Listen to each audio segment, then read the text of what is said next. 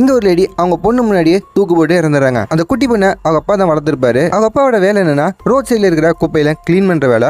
ஒரு நாள் அந்த பொண்ணோட ஸ்கூலுக்கு வெளியே அந்த பொண்ணோட அப்பா குப்பையை கலெக்ட் பண்ணிக்கிட்டு இருப்பாரு. இந்த பொண்ணும் அவங்க ஸ்கூல்ல படிக்கிறவங்கள கிண்டல் பண்ணுவாங்க அப்படின்னு அவங்க அப்பாவை அந்த இடத்த விட்டு அனுப்பிச்சு வச்சாங்க. அப்பாவும் அந்த பொண்ணோட மனசை புரிஞ்சுக்கிட்டு வேற ஒரு இடத்துல குப்பையெல்லாம் கலெக்ட் பண்ண போயிருப்பாங்க. அங்கனுக்குள்ள வித்தியாசமா ஒரு பாக்ஸ் வந்து பாக்குறாரு. ஓபன் பண்ண ட்ரை பண்ணாலுமே ஓபன் பண்ண முடிஞ்சிருக்காது. இதனால அவரோட பொண்ணு கையில கொடுத்துருவாரு. அந்த பாக்ஸ் அந்த பொண்ணு கையில கிடைச்சதுக்கு அப்புறம் அவளோட ஆசைகள்லாம் ஒவ்வொன்றா நிறைவேறிக்கிட்டே இருக்கு. அதே நேரத்தில் இவங்க தெரிஞ்சவங்க, இவங்க ஃப்ரெண்ட்ஸு, இவங்க சொந்தக்காரங்களாம் ஒவ்வொருத்தராக இறந்துக்கிட்டு இருக்காங்க.